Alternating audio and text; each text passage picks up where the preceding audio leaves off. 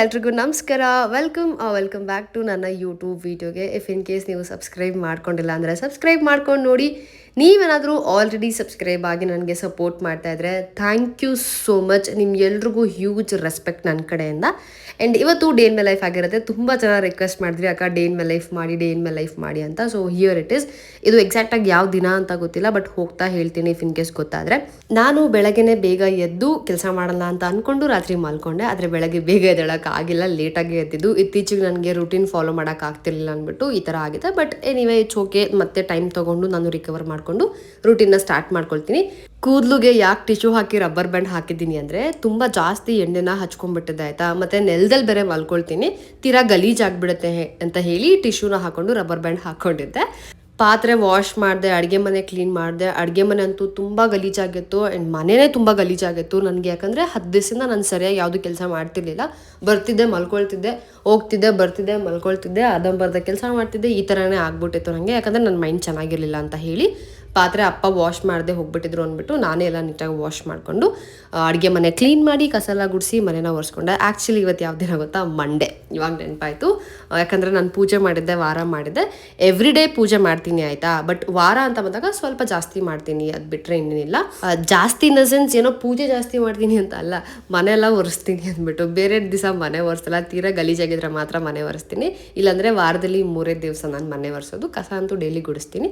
ಅದಾದಮೇಲೆ ಹೋಗಿ fresh up ಆಗಿ ಬಂದು ನಾನು ಸ್ಕಿನ್ ಕೇರ್ನ ಫಾಲೋ ಮಾಡಿಕೊಂಡೆ. ನಂದು ಸ್ಕಿನ್ ಎಲ್ಲ ಸ್ವಲ್ಪ ಹಾಳಾಗಿದೆ ಅಲ್ವಾ ಇವಾಗ, ಅದಕ್ಕೆ ತುಂಬ ಕೇರ್ ಮಾಡ್ತಾ ಇದ್ದೀನಿ. ಆಬ್ವಿಯಸ್ಲಿ ಮಾಡಲೇಬೇಕು. ಆ್ಯಂಡ್ ಪೂಜೆಗೆಲ್ಲ ರೆಡಿ ಮಾಡಿ ಇಟ್ಟಿದ್ದೆ, ಹೋಗಿ ಪೂಜೆನೂ ಮುಗಿಸ್ಕೊಂಡಿದ್ದಾಯಿತು. ಇವತ್ತಂತೂ ಹೆಂಗೆ ಕ್ವೆಶ್ಚನ್ ಮಾಡಿದ್ದೀನಿ ಅಂದರೆ ದೇವರಿಗೆ ಲಿಟ್ರಲಿ 15 ನಿಮಿಷ ಏನೇನು ಬರೋದೋ ಎಲ್ಲನೂ ಕೇಳಿದ್ದೀನಿ. ಯಾವಾಗ ಆನ್ಸರ್ ಮಾಡ್ತಾರೆ ಅಂತ ಗೊತ್ತಿಲ್ಲ, ಬಟ್ ಡೆಫಿನೆಟ್ಲಿ ಆನ್ಸರ್ ಅಂತೂ ಕೊಡ್ತಾರೆ. ಮನಸ್ಸಲ್ಲಿ ಏನಿದೆಯೋ ಎಲ್ಲನೂ ಹೊರಗಡೆ ಹಾಕಿ ಕ್ವೆಶ್ಚನ್ ಮಾಡಿದ್ದೀನಿ. ಲಿಟ್ರಲಿ ಇವಾಗ ಹೆಂಗೆ ಎದುರುಗಡೆ ಯಾರೂ ಇಲ್ಲ ಅಂದರೆ ನೀವು ಕ್ವೆಶ್ಚನ್ ಮಾಡೋಕ್ಕೆ ಮಾತಾಡೋಕ್ಕೆ ಸ್ಟಾರ್ಟ್ ಮಾಡಿರ್ತೀರ. ಆ ಕಡೆಯಿಂದ ಆನ್ಸರ್ ಬರೆದಿದ್ದಾಗ ನೀವು ಇನ್ನೂ ಮಾತಾಡ್ತಾನೇ ಇರ್ತೀರ. ಅದೇ ಥರ ಏನೇನು ಬರುತ್ತೋ, ಏನೇನು ಕೇಳಬೇಕು ಅನ್ಸುತ್ತೋ, ಏನೇನು ಹೇಳಬೇಕು ಅನ್ಸುತ್ತೋ ಎಲ್ಲನೂ ಹೇಳಿ ಮುಗಿಸಿದ್ದಾಯಿತು ದೇವರಿಗೆ. ಆನ್ಸರ್ ಬಂದಾಗ ಖಂಡಿತ ನಿಮಗೆ ಇನ್ಫಾರ್ಮ್ ಮಾಡ್ತೀನಿ. ಆ್ಯಂಡ್ ನೆಕ್ಸ್ಟು ಹೋಗಿ ಹೇರ್ನ ಡ್ರೈ ಮಾಡಿಕೊಂಡೆ. ಏನು ಗೊತ್ತಾ, ತಲೆಯಲ್ಲಿ ಎಣ್ಣೆನೇ ಹೋಗಿರಲಿಲ್ಲ. 2 ಸತಿ ಶ್ಯಾಂಪೂ ಮಾಡಿದೆ, ಆದರೂ ಹೋಗಿಲ್ಲ. ಜಾಸ್ತಿ ಎಣ್ಣೆ ಹಚ್ಕೊಂಡಾಗ ಇದೇ ಸಮಸ್ಯೆ. ನೀವು ನಂಬಲ್ಲ, ಅರ್ಧ ಗಂಟೆ ಆದರೂ ಕೊಡ್ತೀನಿ ಹೇರ್ ವಾಶ್ ಮಾಡೋಕ್ಕೆ ಎಣ್ಣೆ ಹಚ್ಕೊಂಡಾಗ, ಆದರೂ ಎಣ್ಣೆ ಹೋಗಿಲ್ಲ. ದೇವಸ್ಥಾನಕ್ಕೆ ಹೋಗಬೇಕು ಅಂತ ಅನ್ನಿಸ್ತು, ಅದಕ್ಕೆ ರೆಡಿ ಆಗ್ತಾ ಇದ್ದೀನಿ. ಏನೆಲ್ಲ ಬಳಸಿರ್ತೀನಿ ಎಲ್ಲನೂ ಟ್ಯಾಗ್ ಮಾಡಿರ್ತೀನಿ, ನಿಮಗೆ ಬೇಕಿದ್ರೆ ತೊಗೋಬೋದು, ಇಲ್ಲಾಂದರೆ ಬಿಡ್ಬೋದು. ಆ್ಯಂಡ್ ಇವತ್ತು ದೇವಸ್ಥಾನಕ್ಕೆ ಹೋದಾಗ ಸಿಕ್ಕಾಪಟ್ಟೆ ಖುಷಿ ಆಯಿತು, ಸಮಾಧಾನ ಆಯಿತು. ಯಾಕಂದರೆ ದೇವ್ರ ಥರ ನಮ್ಮ ಸೀನಿಯರ್ನ ಸಿಕ್ಕಿದ್ರು. ನಾನು ಬೃಂದಾವನ ಮಾಡಬೇಕಾದ್ರೆ ಅವರು ಯೂನಿಟ್ ಅವ್ರು ಆಗಿದ್ರು. ಅವರು ನನ್ನ ಕರ್ಕೊಂಡು ಹೋಗಿ ದೇವಸ್ಥಾನದ ಓನರ್ ಹತ್ರ ಮಾತಾಡಿಸಿ ಪ್ರಸಾದ ಕೊಡಿಸಿದ್ರು. ಲಿಟ್ರಲಿ ಕಣ್ಣಲ್ಲಿ ನೀರು ಬಂತು ಗೊತ್ತಾ. ಅವ್ರು ಹೇಳಿದ ಒಂದೇ ಮಾತು, ತುಂಬ ಒಳ್ಳೆ ಕಲಾವಿದೆ, ಲೈಕ್ ತುಂಬ ಒಳ್ಳೆ ಹುಡುಗಿ, ಆದರೆ ಏನೋ ಗೊತ್ತಿಲ್ಲ ಅದೃಷ್ಟನೇ ಚೆನ್ನಾಗಿಲ್ಲ ಹುಡುಗಿದು, ಯಾವುದೂ ಒಳ್ಳೇದು ಸಿಗ್ತಾ ಇಲ್ಲ ಅಂತ ಹೇಳಿದ್ರು. ಆ ಟೈಮಲ್ಲಿ ನಂಗೆ ನಿಜವಾಗ್ಲೂ ಕಣ್ಣಲ್ಲಿ ನೀರು ಬಂದು. ಆಮೇಲೆ ಅವರು ಓನರ್ ನಂಗೊಂದು ಪರಿಹಾರ ಹೇಳಿದ್ರು, ಹಿಂಗೆ ಮಾಡಮ್ಮ ಹಂಗೆ ಮಾಡೋ ಮೇಲೆ ನೀನೇ ಹೇಳ್ತೀಯಾ ಅಂತ ಅಂದ್ಬಿಟ್ಟು. ತುಂಬ ಅಂದರೆ ತುಂಬ ಖುಷಿ ಆಯಿತು, ಮನಸ್ಸಿಗೆ ಸಮಾಧಾನ ಆಯಿತು. ಸೀನಣ್ಣ ಯಾವ ಟೈಮಲ್ಲಿ ಸಿಕ್ಕಿದ್ರೋ ಗೊತ್ತಿಲ್ಲ, ದೇವ್ರ ಥರ ಸಿಕ್ಕಿದ್ರು ನನಗೆ ಆ ಟೈಮಲ್ಲಿ. ಅಂದರೆ ನಾನು ದರ್ಶನ ಎಲ್ಲ ಮುಗಿಸ್ಕೊಬಂದು ಕೂತಿದ್ದೆ, ಆವಾಗ ಬಂದರು. ನಾನು ಸಡನ್ನಾಗಿ ನೋಡಿ ಸೀನಣ್ಣ ಅಂದೆ. ಅವ್ರು ಎಷ್ಟು ಚೆನ್ನಾಗಿ ಕರೆದು ಮಾತಾಡಿಸಿ ಕರ್ಕೊಂಡೋಗಿ ಓನರ್ ಹತ್ರ ಕೂಡ ಮಾತಾಡ್ಸಿದ್ರು. ಅದೇ ಏನೋ ಅಂತಾರೆ ಗೊತ್ತಾ, ಇದನ್ನು ಯಾವ ಥರ ಎಕ್ಸ್ಪ್ಲೇನ್ ಮಾಡಬೇಕು ಅಂತ ಗೊತ್ತಿಲ್ಲ ನನಗೆ. ಬಟ್ ಈ ಥರ ಒಂದಾಯಿತು ದೇವಸ್ಥಾನದಲ್ಲಿ. ಅದನ್ನು ನಾನು ಪಾಸಿಟಿವ್ ಆಗಿ ತಗೊಂಡೆ. ಇದು ಲೈಫ್ ಸರ್ಕಲ್ ಅಲ್ವಾ, ಕೆಳಗೆ ಹೋಗಿದ್ದು ಮೇಲೆ ಹೋಗಬೇಕು, ಮೇಲೆ ಹೋಗಿದ್ದು ಕೆಳಗೆ ಬರಬೇಕು. ದೇವಸ್ಥಾನಕ್ಕೆ ಹೋಗಿ ಜಸ್ಟ್ ಬಂದೆ, ಒಂಥರ ಮನಸ್ಸಿಗೆ ಸಮಾಧಾನ ಇದೆ. ಬಟ್ ಗೊತ್ತಿಲ್ಲ ಏನಾಗುತ್ತೆ ಅಂದ್ಬಿಟ್ಟು ಹೋಗೋಣ. ಇವತ್ತು ನಾನೇ ಅಡುಗೆ ಮಾಡ್ತೇನೆ. ಆ್ಯಕ್ಚುಲಿ ಪಾಲಕ್ ತುಂಬ ಒಳ್ಳೇದಾಯ್ತು ಕೂದಲಿಗೆ, ಅದಕ್ಕೆ ತರಿಸಿದ್ದೆ. ಸಾಲಲ್ಲ ಅಂಥೇಳಿ ಇನ್ನೂ ಒಂದು ಕಟ್ ತರಿಸ್ದೆ. ಏನು ಗೊತ್ತಾ, ನಾನು ಸೊಪ್ಪು ಸಾರೇ ತಿನ್ನಲ್ಲ, ನನಗೆ ಬರೋದೇ ಇಲ್ಲ. ಆದರೆ ಸ್ವಲ್ಪ ಬೇಗ ಆಗುತ್ತೆ ಅಂತ ಹೇಳ್ಬಿಟ್ಟು ನಾನು ಸೊಪ್ಪು ಸಾರು ಮಾಡಿದೆ. ಆ್ಯಂಡ್ ಹೇಗೆ ಮಾಡ್ತೀನಿ ಅಂತ ನಿಮಗೆ ತೋರಿಸ್ತೀನಿ. ಆ್ಯಕ್ಚುಲಿ ಚೆನ್ನಾಗಿತ್ತು, ಒಂದು ಸ್ವಲ್ಪ ಸಪ್ಪೆ ಆಗಿತ್ತು ಅಷ್ಟೇ. ಬೇಳೆನ ವಾಶ್ ಮಾಡಿಬಿಟ್ಟು ಅದಕ್ಕೆ ಪಾಲಕ್ ಸೊಪ್ಪು, ಈರುಳ್ಳಿ, ಬೆಳ್ಳುಳ್ಳಿ, ಹಸಿಮೆಣಸಿನ್ಕಾಯಿ, ಅದಾದಮೇಲೆ ಏನಪ್ಪ ಕೊತ್ತಂಬರಿ, ಟೊಮ್ಯಾಟೊ, ಒಂದು ಚೂರು ಹುಣ್ಸೆಣ್ಣೆ. ಯಾಕಂದರೆ ಟೊಮ್ಯಾಟೊನೂ ಹುಳಿ, ಹುಣ್ಸೆನೂ ಹುಳಿ, ಅದಕ್ಕೆ ಹುಣ್ಸೆನ ಚೂರು ಹಾಕಿದ್ದೀನಿ. ಅದಕ್ಕೆ ಒಂದು ಸ್ವಲ್ಪ ಜೀರಿಗೆ ಹಾಕಿಬಿಟ್ಟು ನಾನು ಒಂದು 4-5 ವಿಸಿಲ್ ಕೂಗಿಸ್ಕೊಂಡೆ, ನುಣ್ಣಗೆ ಆಗಿರುತ್ತೆ. ಅದಾದಮೇಲೆ ನಾನು ಬ್ಲೆಂಡರಿಂದ ಬ್ಲೆಂಡ್ ಮಾಡಿಕೊಂಡೆ. ಸೊ ಅಲ್ಲಿಗೆ ಸಾಂಬಾರದು ಇದು ರೆಡಿ ಆಗಿರುತ್ತೆ. ನೆಕ್ಸ್ಟ್ ಇದಕ್ಕೆ ನಾನು ಒಗ್ಗರಣೆ ಹಾಕ್ಕೊಂಡೆ. ನೀವು ಟ್ರೈ ಮಾಡಿ, ಖಂಡಿತ ಚೆನ್ನಾಗಿರುತ್ತೆ. ಬಟ್ ಉಪ್ಪು ಸ್ವಲ್ಪ ನೋಡ್ಕೊಂಡು ಹಾಕಿ. ನನಗೆ ಕಡಿಮೆ ಹಾಕ್ಬಿಟ್ಟಿದ್ದೀನಿ, ಯಾಕಂತ ನನ್ನ ಕೈಲಿ ಉಪ್ಪು ಜಾಸ್ತಿ. ಆದರೆ ಇವತ್ತು ಇಲ್ಲ ತಡಿ ನೋಡೋಣ ಅಂದ್ಬಿಟ್ಟು ಕಡಿಮೆ ಹಾಕಿದ್ದೆ. ಇನ್ನೊಂದು ಸ್ವಲ್ಪ ತೆಳ್ಳಗೆ ಮಾಡಿದೆ, ಯಾಕಂದರೆ ನನಗೆ ತೆಳ್ಳಗೆ ಇಷ್ಟ ಸಾಂಬಾರು, ಅದೊಂದು. ಅದಕ್ಕೆ ತೆಳ್ಳಗೆ ಮಾಡ್ಕೊಂಡಿದ್ದೆ. ಒಗ್ಗರಣೆ ಹಾಕ್ಕೊಂಡು ಮಾಡಿಕೊಂಡು ಅದೇನು ನಾನು ಸ್ಮ್ಯಾಶ್ ಮಾಡಿಟ್ಟಿರೋಂಥ ಸೊಪ್ಪು ಇರುತ್ತಲ್ಲ ಅದನ್ನು ಇದಕ್ಕೆ ಹಾಕ್ಬಿಟ್ಟು ಕುದಿಸ್ದೆ ಅಷ್ಟೇ. ಅಲ್ಲಿಗೆ ಸೊಪ್ಪು ಸಾರು ರೆಡಿ ಆಯಿತು. ಇಫ್ ಇನ್ ಕೇಸ್ ನೀವು ಟ್ರೈ ಮಾಡಿದ್ರೆ ನನಗೆ ಕಮೆಂಟ್ ಸೆಕ್ಷನಲ್ಲಿ ತಿಳಿಸಿ, ಮರಿದೇ ತಿಳಿಸಿ ಆಯಿತಾ. ಸೊ ಸೊಪ್ಪು ಸಾರು ರೆಡಿ ಆಯಿತು. ಇನ್ನೊಂದು ಕಡೆ ಹಾಲು ಕಾಯಕ್ಕಿಟ್ಟ ಕಾಫಿ ಮಾಡ್ಕೊಂಡು ಕುಡಿಯೋಣ ಅಂತ ಹೇಳಿಬಿಟ್ಟು, ಯಾಕಂದರೆ ಇಡೀ ದಿನ ತುಂಬ ಕೆಲಸ ಮಾಡಿದ್ದೀನಿ ನಾನು, ತುಂಬ ಅಂದರೆ ತುಂಬ ಕೆಲಸ ಮಾಡಿದ್ದೀನಿ. ಬ್ರೇನಿಗೆ ಕೆಲಸ ಕೊಟ್ಟಿದ್ದೀನಿ, ಬಾಡಿಗೆ ಕೆಲಸ ಕೊಟ್ಟಿದ್ದೀನಿ. ಹಾಲು ಕಾಯಿಸಿದ್ದಷ್ಟೇ, ಆದರೆ ಕಾಫಿ ಮಾಡ್ಕೊಂಡು ಕುಡ್ದಿಲ್ಲ, ಕೋಲ್ಡ್ ಕಾಫಿ ಮಾಡಿಕೊಂಡೆ. ನನ್ನ ಹತ್ರ ಕೋಕೋನಟ್ ಮಿಲ್ಕ್ ಇತ್ತು ಆಯಿತಾ, ಅದರಲ್ಲಿ ಟ್ರೈ ಮಾಡಿದೆ. ಒಂದು ಇಷ್ಟ ಆಯಿತು, ಬಟ್ ಅಂಥ ಏನು ಇಷ್ಟ ಆಗಿಲ್ಲ. ಮೇ ಬಿ ನನಗೆ ಚೆನ್ನಾಗಿ ಮಾಡೋಕ್ಕೆ ಬರಲಿಲ್ಲ ಅಂತ ಅನಿಸುತ್ತೆ, ಯಾಕಂದರೆ ಕೋಕೋನಟ್ ಮಿಲ್ಕ್ ತುಂಬ ಚೆನ್ನಾಗಿರುತ್ತೆ. ಆದರೆ ಈ ಮಿಲ್ಕು ಸ್ವಲ್ಪ ಕೋಕೋನಟ್ ಸ್ಮೆಲ್ ಬರ್ತಿತ್ತು, ನನಗೆ ಇಷ್ಟ ಆಗಲ್ಲ ಆ ಥರ. ಆದರೆ ಒಂಥರ ಚೆನ್ನಾಗಿತ್ತು ಅಂತ ಕುಡಿದ್ಬಿಟ್ಟೆ.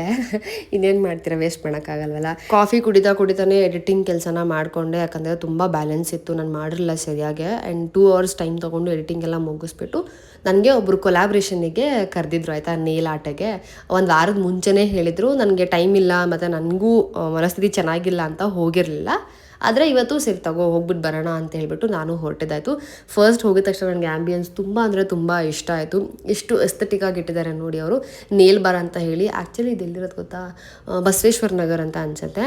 ಅವರು ಫೋರ್ಸ್ ಮಾಡಿಲ್ಲ ಆಯಿತಾ, ಐ ಮೀನ್ ಲೈಕ್ ಕೊಲಾಬ್ರೇಷನ್ ಆಗಿರೋದ್ರಿಂದ ಹೀಗೆ ಮಾಡಿಸ್ಕೊಳ್ಳಿ ಹಾಗೆ ಮಾಡಿಸ್ಕೊಳ್ಳಿ ಅಂತೆಲ್ಲ ಏನೂ ಹೇಳಿಲ್ಲ.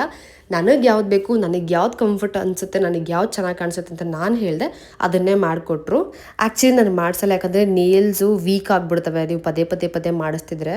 ನಾನು ಇದು ಸೆಕೆಂಡ್ ಟೈಮ್ ಅನಿಸುತ್ತೆ. ಲಾಸ್ಟ್ ಟೈಮ್ ನಾನು ಏನು ಮಾಡಿಸಿದೆ ಅದೇ ನನ್ನ ಮೊದಲನೇ ಸರ್ತಿ ಆಗಿತ್ತು, ಬಟ್ ಡಿಸಪಾಯಿಂಟ್ ಆಗಿಬಿಟ್ಟಿದ್ದೆ ಫಸ್ಟ್ ಟೈಮ್ ಮಾಡಿಸ್ದಾಗ್ಲೇ. ಆ್ಯಂಡ್ ನನಗೆ ಅಲ್ಲಿ ರಾಯರ್ ಫೋಟೋ ಕಾಣಿಸ್ತು, ಅದಕ್ಕೆ ನಾನೊಂದು ವೀಡಿಯೋನ ಮಾಡಿಕೊಂಡೆ. ಆ್ಯಂಡ್ ಮುಗಿಸ್ಕೊಂಡು ವಾಪಸ್ ನಾನು ಮನೆ ಕಡೆ ಹೊರಟು ಬಂದೆ. ನಾನು ಈಗ ಜಸ್ಟ್ ಮನೆಗೆ ಬಂದೆ. ಆ್ಯಕ್ಚುಲಿ ಏನೋ ತೋರಿಸ್ಬೇಕು ನಿಮಗೆ. ಇಲ್ಲಿ ಆ್ಯಕ್ಚುಲಿ ಕೊಲಾಬ್ ಮಾಡಿಕೊಟ್ರು, ತುಂಬ ಖುಷಿ ಆಯಿತು ನನಗೆ, ಸಖತ್ ಇಷ್ಟ ಆಯಿತು. ಬಿಕಾಸ್ ನನಗೆ ಈ ಥರನೇ ಬೇಕು, ಯಾಕಂದರೆ ಮನೆ ಕೆಲಸ ಮಾಡೋದಕ್ಕೆ ತುಂಬ ಈಸಿ ಆಗುತ್ತೆ ಅಂದ್ಬಿಟ್ಟು ಈ ಥರ ಮಾಡಿಸ್ಕೊಂಡಿದ್ದು. ಹೋಗ್ತಿರಲಿಲ್ಲ, ಬಟ್ ಕೊಲಾಬ್ ಅಂತ ಹೇಳಿದ್ರಲ್ಲ ಅಂದ್ಬಿಟ್ಟು ನಾನು ಹೊರಟಿದ್ದು. And by the way it's not paid collab. ಆಮೇಲೆ ಪೇಡ್ ಕೊಲಾಬ್ ಅಂದ್ಬಿಟ್ಟು ಹೋದೆ ಅಂದ್ಕೋಬೇಡಿ. ನಂಗೆ ಯಾಕೋ ಹೋಗಬೇಕು ಅನ್ನಿಸ್ತು, ಅದಕ್ಕೆ ಹೋಗಿದ್ದು. ಆ್ಯಂಡ್ ಈ ಥರ ಮಾಡಿಕೊಟ್ಟಿದ್ದಾರೆ, ತುಂಬ ಇಷ್ಟ ಈ ಥರದ್ದು. ಬಟ್ ಇದರಲ್ಲಿ ಇನ್ನೊಂದು ಕಲರ್ ಬರುತ್ತೆ, ನಾನು ಅದೇ ಅಂತ ಅಂದ್ಕೊಂಡೆ, ಬಟ್ ಇನ್ನೂ ಚೆನ್ನಾಗಿದೆ. ನೆಕ್ಸ್ಟ್ ಟೈಮ್ ಆ ಥರದ್ದು ಮಾಡಿಸ್ತೀನಿ. ಅದು ಸ್ವಲ್ಪ ಈ ಕಲರ್ ಬರುತ್ತೆ, ಸಕ್ಕತ್ತಾಗಿರುತ್ತೆ. ಸೊ ಈ ಥರ ಇದೆ, ಹೇಗೆ ಅನ್ನಿಸ್ತು ಅಂತ ಹೇಳಿ. ನನಗೆ ಮೈಂಡ್ ರಿಫ್ರೆಶ್ ಆಗಬೇಕಿತ್ತು, ಅದಕ್ಕೆ ಪರವಾಗಿಲ್ಲ ಅಂತ ಹೊರಟೆ ನಾನು. ಸೊ ಇವಾಗ ಡ್ರೆಸ್ ಚೇಂಜ್ ಎಲ್ಲ ಮಾಡಿಕೊಂಡು ಸಿಗ್ತೀನಿ. ಆ್ಯಂಡ್ ಇವಾಗ ನನ್ನ ತುಟಿ ಹತ್ರ ಏನು ಗಾಯ ಆಗುತ್ತೆ ಗೊತ್ತಾ, ಇನ್ಫೆಕ್ಷನು, ಅದೆಲ್ಲನೂ ಕಡಿಮೆ ಆಗಿದೆ. ಆಮೇಲೆ ಲೈಕ್ 80% ಕಡಿಮೆ ಆಗಿದೆ. ಡಾಕ್ಟ್ರ್ ಅದಕ್ಕೆ ತುಂಬಾ ಮೆಡಿಸಿನ್ಸ್ ಕೊಟ್ಟಿದ್ರು, ನೀವು ಲಾಸ್ಟ್ ವ್ಲಾಗಲ್ಲಿ ನೋಡಿರ್ತೀರ. ಅದನ್ನು ಹಚ್ಕೊಂಡ್ಮೇಲೆ ತುಂಬ ಅಂದರೆ ತುಂಬ ಕಡಿಮೆನೂ ಆಯಿತು ನನಗೆ. ಸ್ವಲ್ಪ ಟೈಮ್ ತೊಗೊಳ್ತು, ಆದರೆ ಕಡಿಮೆ ಆಯಿತು. ನನಗೆ ಅವಾಗವಾಗ ಆ ಥರ ಆಗ್ತಿರುತ್ತೆ. ಸ್ಟ್ರೆಸ್ ಆದಾಗ, ತುಂಬ ವೀಕ್ ಅನಿಸ್ದಾಗ, ತುಂಬ ಲೋ ಫೀಲ್ ಮಾಡಿದಾಗ ನನಗದು ಮುಖದ ಮೇಲೆ ಅದು ರಿಫ್ಲೆಕ್ಟ್ ಆಗ್ತಾ ಹೋಗುತ್ತೆ. ಈ ಸರ್ತಿನೂ ಹಾಗೆ ಆಗಿದ್ದು. ಪರವಾಗಿಲ್ಲ, ಅದೂ ಹೋಗುತ್ತೆ, ಕಾಲಕ್ಕೆ ಚೇಂಜ್ ಆಗ್ತಾ ಹೋಗುತ್ತೆ. ಆ್ಯಕ್ಚುಲಿ ಅಂದರೆ ನಾನು ಪಿಂಪಲ್ ಪ್ಯಾಚ್ ಯೂಸ್ ಮಾಡಲ್ಲ ಅಂತ ಲಾಸ್ಟ್ ವ್ಲಾಗಲ್ಲಿ ಹೇಳಿದ್ದೆ. ಅದು ಏನಾಯ್ತೋ ಗೊತ್ತಿಲ್ಲ, ಯಾರ ಕಣ್ಣು ಬಿತ್ತೋ ಗೊತ್ತಿಲ್ಲ, ನನ್ನ ಕಣ್ಣೇ ಬಿತ್ತು ಅಂತ ಅನಿಸುತ್ತೆ. ಅದಕ್ಕೆ ಅಷ್ಟೊಂದು ಪಿಂಪಲ್ಸ್ ಪಾಪ್ ಆಗಿಬಿಟ್ಟಿತ್ತು. ಇವಾಗ ಅದೂ ಕಡಿಮೆ ಆಯಿತು. ಇವತ್ತು ಏನು ನೀವು ವ್ಲಾಗ್ ನೋಡ್ತಿದ್ದೀರಾ ಈಗ, ಇದನ್ನು ನಾನು ನಿನ್ನೆ ರಾತ್ರಿಯಿಂದ ರೆಕಾರ್ಡ್ ಮಾಡಿದ್ದೆ ಆಯಿತಾ. ಸೊ ನಿನ್ನೆ ರಾತ್ರಿ ರೆಕಾರ್ಡ್ ಮಾಡಿರೋದಕ್ಕೆ ಎಲ್ಲನೂ ಅಪ್ಡೇಟ್ ಹೇಳ್ತಾ ಇರೋದು ನಿಮಗೆ ನಾನು. ಸೊ ಇವಾಗ ನನ್ನ ಸ್ಕಿನ್ನು ಸ್ವಲ್ಪ ಬೆಟರ್ ಆಗಿದೆ, ತುಟಿ ಹತ್ರನೂ ಬೆಟರ್ ಆಗಿದೆ.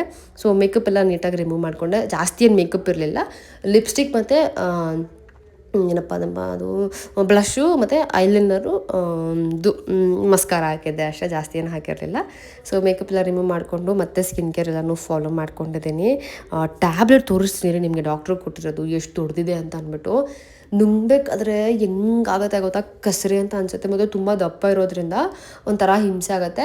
ಆದರೆ ನನಗೆ ಚಿಕ್ಕ ವಯಸ್ಸಿಂದನೂ ಟ್ಯಾಬ್ಲೆಟ್ಸ್ ಎಲ್ಲ ತೊಗೊಂಡು ಅಭ್ಯಾಸ ಆಗಿದೆ. ಯಾಕಂದರೆ ಚಿಕ್ಕ ವಯಸ್ಸಿಂದನೂ ನನಗೆ ಹೆಲ್ತ್ ಪ್ರಾಬ್ಲಮ್ಮು ಇದ್ದೇ ಇದೆ. ವರ್ಷದಲ್ಲಿ 4 ಸತಿ ಆದರೂ ಈ ಥರ ಆಗ್ತಾನೆ ಇರುತ್ತೆ. ಆ್ಯಂಡ್ ತಲೆನೋವಿಗಂತೂ ನಾನು ರೆಗ್ಯುಲರಾಗಿ 8-9 ಇಯರ್ಸಿಂದ, ಆಲ್ಮೋಸ್ಟ್ 8 ಇನ್ನೂ ಜಾಸ್ತಿನೇ ಆಗಿದೆ ಅನಿಸುತ್ತೆ, ಒಂದು 13 ಇಯರ್ಸಿಂದ ತೊಗೊಳ್ತಾ ಇದ್ದೀನಿ. ಸೊ ಹಾಗಾಗಿ ಟ್ಯಾಬ್ಲೆಟ್ಸ್ ಏನು ಡಿಫ್ರೆನ್ಸ್ ಮಾಡಲ್ಲ ನನಗೆ. ಒಂದೊಂದು ಸತಿ 4 ಟ್ಯಾಬ್ಲೆಟ್ ಒಟ್ಟಿಗೆ ಹಾಕೊಂಡ್ಬಿಡ್ತೀನಿ ಗೊತ್ತಾ. ಆ್ಯಂಡ್ ತುಟಿ ಹತ್ರ ಗಾಯ ಆಗೈತಲ್ಲ, ಅದಕ್ಕೆ ಕ್ರೀಮ್ ಕೊಟ್ಟಿದ್ರು, ಅದನ್ನು ಹಚ್ಕೊಂಡ್ರೆ ಫುಲ್ ಸುಟ್ಟೋಗಿರೋ ಥರ ಆಗಿದೆ. ಅದು ಮಾರ್ಕ್ ಉಳಿದ್ಬಿಟ್ಟಿದೆ. ನಾನು ಮೇ ಬಿ ನೆಕ್ಸ್ಟ್ ಇಲ್ಲ ಅದ್ರ ವ್ಲಾಗ್ಸಲ್ಲಿ ನಿಮಗೆ ತೋರಿಸ್ತಾ ಹೋಗ್ತೀನಿ. ಅದು ಮಾರ್ಕು ಹಾಗೇ ಉಳಿದ್ಬಿಟ್ಟಿದೆ. ಅದು ಮಾರ್ಕ್ ಹೋಗೋದಕ್ಕೆ ಏನು ಮಾಡಬೇಕೋ ಗೊತ್ತಿಲ್ಲ ನನಗೆ. ಲಿಪ್ ಬಾಮ್ ಕೈಯಲ್ಲಿ ಹಚ್ಕೊಳ್ತಾ ಇದ್ದೀನಿ, ಯಾಕಂದರೆ ಆಲ್ರೆಡಿ ಇನ್ಫೆಕ್ಟ್ ಆಗಿದೆ. ಮತ್ತೆ ಲಿಪ್ ಬಾಮ್ ಹಚ್ಕೊಂಡು ಚೆನ್ನಾಗಾದಾಗ ಮತ್ತೆ ಅದೇ ಲಿಪ್ ಬಾಮ್ನ ತುಟಿ ಮೇಲೆ ಹಚ್ಕೊಂಡ್ರೆ ಇನ್ಫೆಕ್ಟ್ ಆಗುತ್ತೆ ಅಂದ್ಬಿಟ್ಟು ಕೈಯಲ್ಲೇ ಅಪ್ಲೈ ಮಾಡ್ಕೊಂಡಿದ್ದಾಯಿತು. ಆ್ಯಂಡ್ ಇನ್ನೊಂದು ಹೊಸ ಅಪ್ಡೇಟ್ ಏನು ಗೊತ್ತಾ, ನಾನೇನು ಕಿಟಕಿ ಹತ್ರ ಟೇಬಲ್ಲು ಮತ್ತು ಈ ಚೇರೆಲ್ಲ ಸೆಟ್ ಮಾಡ್ಕೊಂಡಿದ್ದೀನಿ, ಅವೆರಡಕ್ಕೂ ತುಂಬಾ ಥ್ಯಾಂಕ್ಫುಲ್ ಇರಬೇಕು ನಾನು. ಯಾಕಂದರೆ ತುಂಬ ಪೀಸ್ಫುಲ್ ಆಗಿದೆ. ನಾನು ತುಂಬ ಹೊತ್ತು ಇವಾಗ ಟೈಮಲ್ಲಿ ಕಳೀತಾ ಇದ್ದೀನಿ ಇವಾಗ ಬಟ್ ಮುಂದಕ್ಕೆ ಗೊತ್ತಿಲ್ಲ. ಕಿಟಕಿ ತೆಗೆದ್ಬಿಟ್ಟು ಆ ಕ್ಯಾಂಡಲ್ನ ಅಂಟಿಸ್ಕೊಂಡು 1 ಅವರ್ 2 ಅವರ್ ಹಾಗೆ ಕೂತ್ಕೊಂಡ್ಬಿಟ್ಟಿರ್ತೀನಿ ಆ ರಿಲ್ಯಾಕ್ಸ್ದು ಮ್ಯೂಸಿಕ್ ಹಾಕ್ಕೊಂಡು. ಟೈಮ್ ಹೋಗೋದೇ ಗೊತ್ತಾಗಲ್ಲ. ಮೊನ್ನೆ ಅಂತೂ 1:30 ಆಗಿದೆ ಗೊತ್ತಾ, ನನಗೆ ಗೊತ್ತೇ ಇಲ್ಲ, ಹಾಗೆ ಕೂತಿದ್ದೀನಿ. ತುಂಬ ಖುಷಿ ಆಯಿತು, ತುಂಬ ಪೀಸ್ಫುಲ್ ಅಂತ ಅನ್ನಿಸ್ತಿತ್ತು, ಮೈಂಡ್ ಸ್ವಲ್ಪ ರಿಲೀಫ್ ಆಗ್ತಿತ್ತು. ಅದಕ್ಕೆ ಆ ಥರ ಮಾಡ್ಕೊಂಡಿದ್ದು. ಆ್ಯಂಡ್ ಮಾವಿನಕಾಯಿ ಇತ್ತು ಅಂತ ಹೇಳಿ ಚಚ್ಕೊಂಡು ಉಪಕಾರ ಹಾಕ್ಕೊಂಡು ತಿಂದೆ. ತುಂಬ ಹೀಟು ತಿನ್ನಬಾರ್ದು, ಆದರೆ ಹೊಟ್ಟೆ ಸಿದ್ದಿತ್ತು, ಊಟ ಬೇರೆ ಮಾಡಿರಲಿಲ್ಲ ಆಯಿತಾ ನಾನು, ಅದಕ್ಕೆ ಮಾವಿನಕಾಯಿನ ತಿಂದು ಮಲ್ಕೊಂಡಿದ್ದಾಯಿತು. ಸೊ ಇದು ನನ್ನ ಹೊಸ ಸ್ಪಾಟ್. ತುಂಬ ಅಂದರೆ ತುಂಬ ಕಂಫರ್ಟಬಲ್ ಆಗಿದ್ದೀನಿ ಈ ಜಾಗದಲ್ಲಿ. ನಾನು ಎಲ್ಲನೂ ಮರೆತು ಆರಾಮಾಗಿ ಕೂತ್ಕೊಂಡಿರ್ತೀನಿ ಈ ಜಾಗದಲ್ಲಿ. ಏನಂತ ಗೊತ್ತಿಲ್ಲ, ಇದು ಪೀಸ್ಫುಲ್ ಸ್ಪಾಟ್ ಆಗಿಬಿಟ್ಟಿದೆ ನನಗೆ. ಸೊ ಅದೆರಡಕ್ಕೂ thank you so much and grateful ಆ ಎರಡಕ್ಕೂ. ಇದೇ ಆಗಿತ್ತು ಇವತ್ತಿನ ವ್ಲಾಗು. ನಿಮಗೆ ಹೇಗೆ ಅನ್ನಿಸ್ತು ಅಂತ ಕಮೆಂಟ್ ಸೆಕ್ಷನಲ್ಲಿ ತಿಳಿಸಿ. ಮತ್ತೇನು ಗೊತ್ತಾ, ಮತ್ತೆ ಹಳೆ ವಿಚಾರನ ಕೇಳೋಕೆ ಹೋಗ್ಬೇಡಿ ದಯವಿಟ್ಟು, ಅದಕ್ಕೆ ನಾನು ರಿಪ್ಲೈ ಮಾಡಲ್ಲ. ಮತ್ತೇನು ಗೊತ್ತಾ, ಸುಮ್ಮನೆ ಒಂಥರ ವೈರಸ್ ಥರ, ಅದಕ್ಕೋಸ್ಕರ ಹೇಳ್ತಾ ಇದ್ದೀನಿ. ಹಳೆ ವಿಷಯನ ಏನೂ ಕೇಳೋಕ್ಕೆ ಹೋಗಬೇಡಿ. ನನಗೇ ಹೇಳಬೇಕು ಅಂತ ಅನ್ಸಿದ್ರೆ ಖಂಡಿತ ನಿಮ್ಮ ಹತ್ರ ಬಂದು ನಾನು ಶೇರ್ ಮಾಡ್ಕೊಳ್ತೀನಿ. ಸೊ ಬೆಟರ್ ಅದ್ರ ಬಗ್ಗೆ ಕೇಳೋದು ಬಿಟ್ಟು ನನ್ನ ಬಗ್ಗೆ ಏನು ಬೇಕಾದರೂ ಕೇಳಿ, ನಾನು ನಿಮಗೆ ಆನ್ಸರ್ ಮಾಡ್ತೀನಿ. ಸೊ ಇದಾಗಿತ್ತು ಇವತ್ತಿನ ವ್ಲಾಗ್. ಸಿಗ್ತೀನಿ ನಾನು ನಿಮಗೆ ನೆಕ್ಸ್ಟ್ ವ್ಲಾಗಲ್ಲಿ, ಆಯಿತಾ? ಸೊ ಎಲ್ಲರೂ take care and thank you so much ನನಗೆ ಇಷ್ಟೊಂದು ಸಪೋರ್ಟ್ ಮಾಡಿದ್ದಕ್ಕೆ. ಆ್ಯಂಡ್ ನನ್ನ ಅರ್ಥ ಮಾಡಿಕೊಂಡು ಇಲ್ಲಿವರೆಗೂ ನನ್ನ ಬಗ್ಗೆ ಕೇರ್ ಮಾಡಿ ಮಾತಾಡ್ತಾ ಇರೋದಕ್ಕೆ ನಿಮ್ಗೆಲ್ರಿಗೂ thank you. Finally okay bye.